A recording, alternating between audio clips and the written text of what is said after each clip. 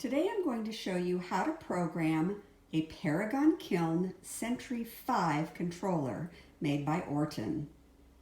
If you have the Sentry 4 controller, you will need different instructions. Look down in the information section of this video for a link to instructions for programming the Sentry 4. Let's do a quick review of what goes into a firing schedule. Your kiln wants to know three things. First is ramp speed. Ramp speed is how fast your kiln is getting hot. This has nothing to do with your target temperature, it's just the speed at which the kiln heats. For example, if you set your kiln to heat at 500 degrees per hour, it's going to take 3 hours to get to 1500 degrees. The second thing your kiln wants to know is your target temperature. What temperature are you aiming for? And that's pretty straightforward. If I'm firing art clay silver, for example, I'm probably going to be setting my kiln at around 1500 degrees. The third thing it wants to know is hold time. Hold time is how long should the kiln remain at temperature once the target temperature is reached. This timer does not start until you reach the target temperature. It does not include the heat up time. So, for example, again, if I'm firing a piece of art clay silver, I probably would set the kiln to 10 minutes. So those are the only three things you need to remember: ramp speed, target temperature, and hold time. Even if you do a multi-phase program, it's just these three things repeated over and over. All right, let's get on to the programming.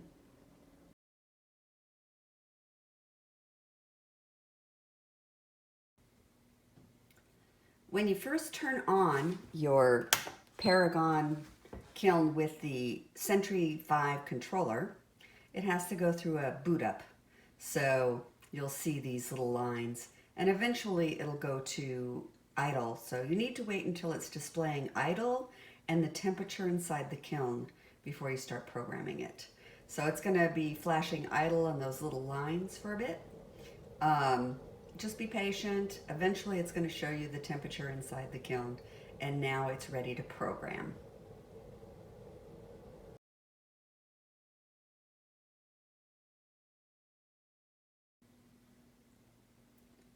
As with the Sentry 4, you're going to advance the programming the same on the Sentry 5 by pressing the Start-Stop button. That is your button for moving through the programming. So we'll start by pressing it once.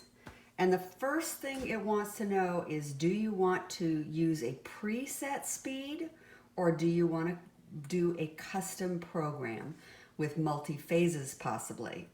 So a preset speed is only going to give you one phase. If you need multiple phases, you need to use the user settings. So it starts off on speed. I'm going to go up, and now it says user. That would be for multi-phase or custom speeds.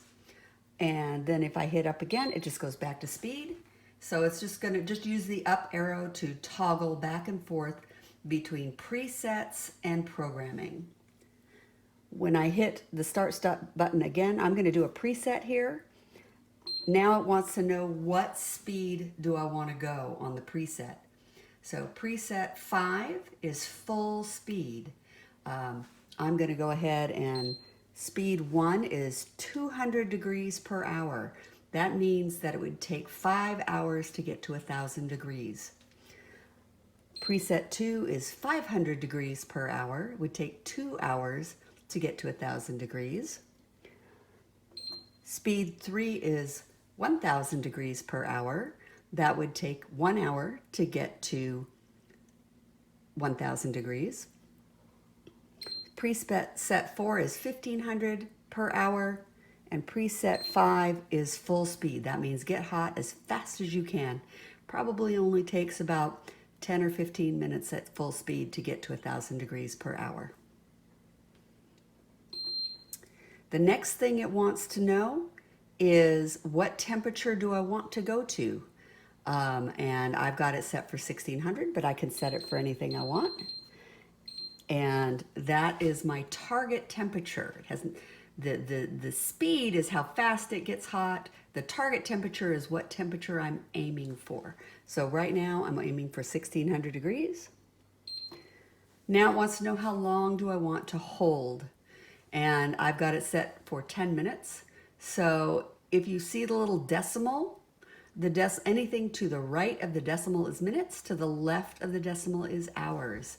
So I can adjust this. And if you want to go faster, just hold down the button. It'll go really fast. So there's an hour and 21 minutes. Obviously, I wouldn't be firing quite that long, but you get the idea. And I can go back down to whatever I want. And now it's going to say start. Start means that it's been programmed and it's ready, but it's not running yet. I need to do more steps before it actually starts running. I need it to say on. So another part of the sequence now, the startup sequence, is delay start. This is now part of the normal startup. So the delay start means that I could set a time here and my kiln would not start for that amount of time. So if I say I don't want it to start for an hour, I just set this for an hour. And then when I start the kiln, it just holds for an hour before starting up. If you just leave it at 0000, then your kiln will start immediately.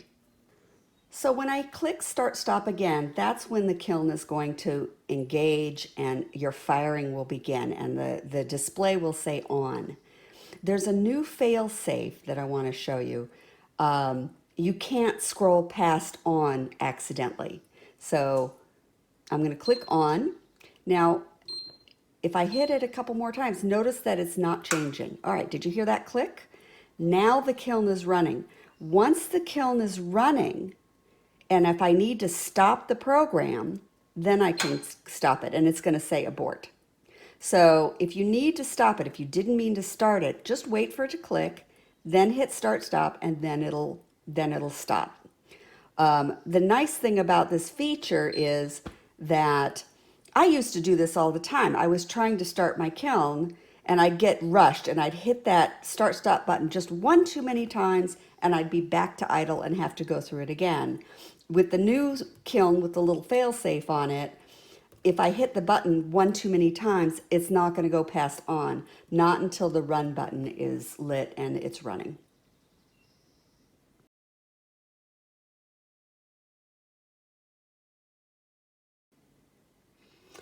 All right, let's do a little test program. We're going to slow the kiln down. We're going to do a ramp speed 4, which is 1500 degrees per hour. And then we're going to fire it to 1450, and we're going to hold for 20 minutes. So we're going to use our preset. So I'm going to do start. It's already on speed. That's what I'm looking for the presets. And I'm going to click it again. It's going to ask me which one. I want speed 4. I'm going to click it again. Now it wants to know the temperature. And I'm going to take that to 1450. Notice it goes a lot faster than it used to when you hold down the button. And I'm going to get that up to 1450. And then I'm going to do a hold of 20 minutes. Oop. It goes really fast. And now it says start. Wants to know if I want to delay the start. I do not want to delay the start. So I'm going to hit on, wait for the click. There it goes. The little run light is lit. And now I can, or actually the run light will toggle on and off as the kiln toggles on and off to maintain that temperature of, or that ramp speed of 1500 per hour. And now it's going to get hot at 1500 degrees per hour. It's going to, when it reaches 1450, it's going to hold for 20 minutes.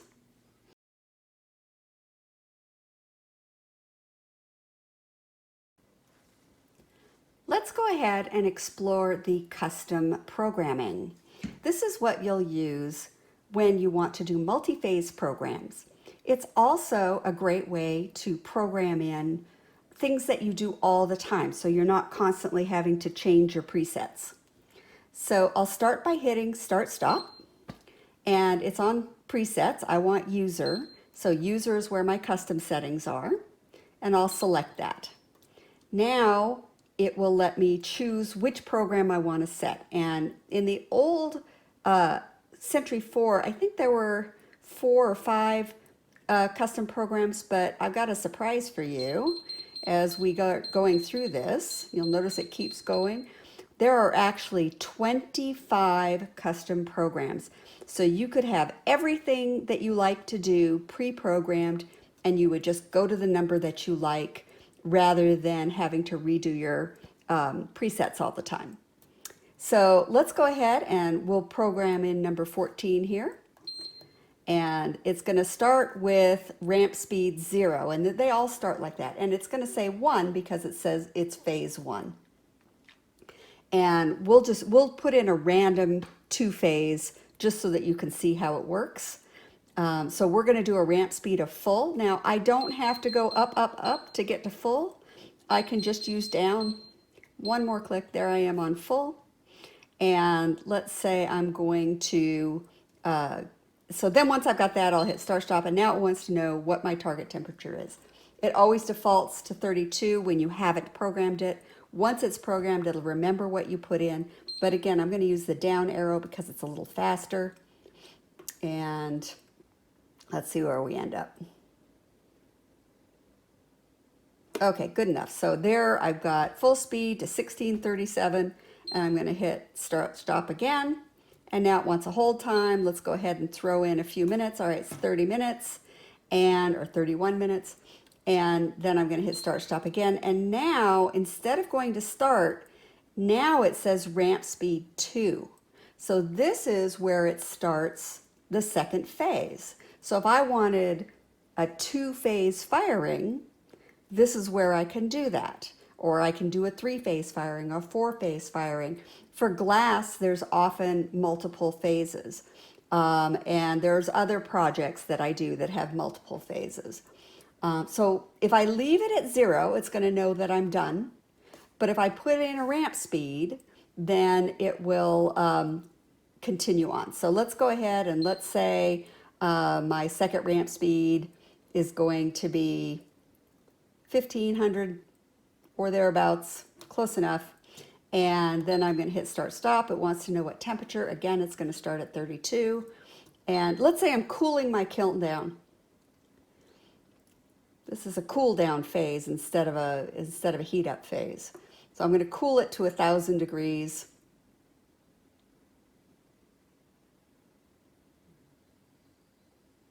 All right, so I'm going to cool it down, and I'm going to hit start stop. And then when it gets to that 1000 degrees, I'm going to hold it for 10 minutes. So this might be like an annealing phase if I was doing glass. Now don't use these temperatures that I'm putting in as any kind of a firing schedule. I'm just using random numbers to show you how the programming works. You'd need an actual firing schedule for this.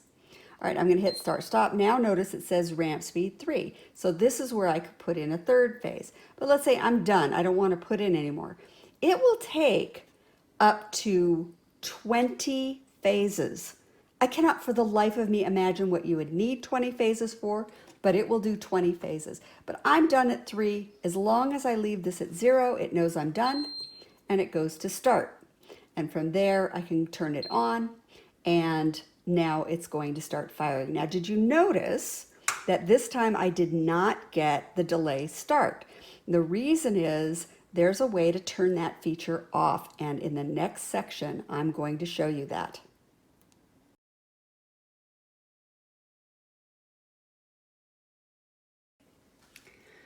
The Sentry 5 controller is extremely customizable. There's a lot of settings that you can change to make it work just right for you.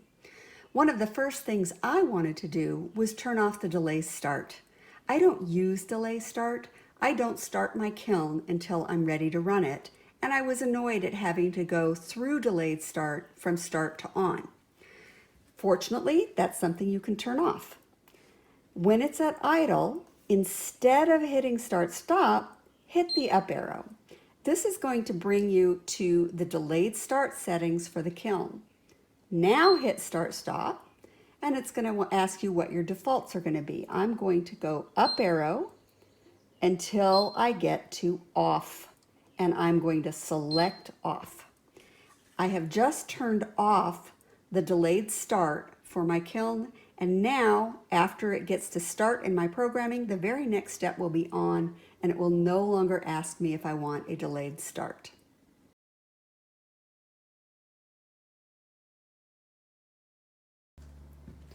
The next thing I'm going to show you is how to set a temperature alarm. You might want an alarm to go off when your kiln reaches a certain temperature. For example, if you're doing glass fusing, maybe when it gets to 1400 degrees, you want to check it to see how the fusing is going. So let me show you how to set the alarm. Again, when it's at idle, instead of hitting start stop, hit the up arrow. The first thing is the delay start settings. Then it's going to have a thermocouple setting. Ignore that one. You never want to change that. And then the third one is alarm. And this is where you set your temperature alarm. So I'll hit start stop to select it. It always is set at 32 when you first start. You never want your kiln to get down to 32 degrees because freezing the elements will damage them. So make sure that you don't allow that to happen. So your kiln will never be at that temperature, so it's the functional equivalent of off. So when I want to set the alarm, I'm going to use the up arrow. Now this is one case where you do not want to use the down arrow because it's going to start at about 3000 degrees. I'm going to go ahead and set this for 1400 degrees, like I'm doing a glass fusing, and I want to check it when it gets to 1400. Okay, so let me bring that back down to... All right, so there I have an alarm set for 1400 degrees. I'm going to hit start stop, and it's set. Now, when my kiln reaches 1400 degrees, an alarm is going to sound, and I'm going to show you what happens next. All right, we're coming up on that 1400 degree alarm. It's important to note that that alarm is going to remain set.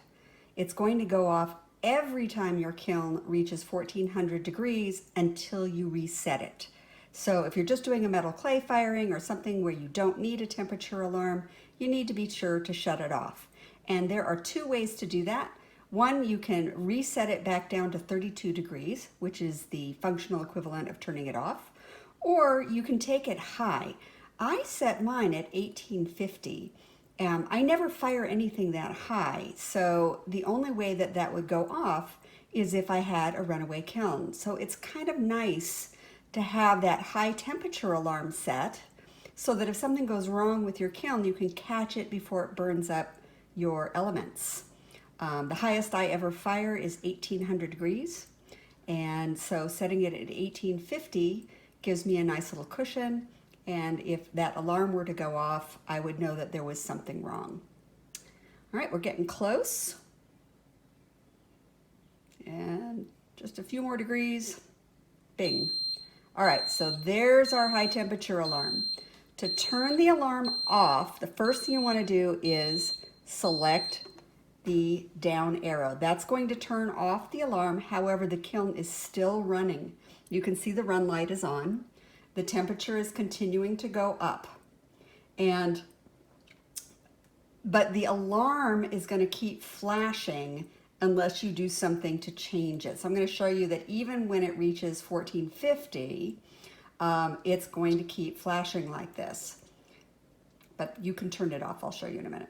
Okay, so now we're at 1450. The kiln is firing, and it's now alternating between the temperature inside the kiln, the time left on the hold time, and the fact that the alarm went off. Now, to get rid of that, you need to reset the alarm, and you can do that while the kiln is running without turning it off. So I'm just going to use the higher button, and the first thing it gives me is skip. So if I was doing multi-phase, I could use this as a skip step, but just keep hitting the up arrow until you get to alarm. And here it is. Here's alarm, and I'm going to select that, and it's at 1400, and I'm going to take it up to 1850 so that it can serve as a high temperature alarm.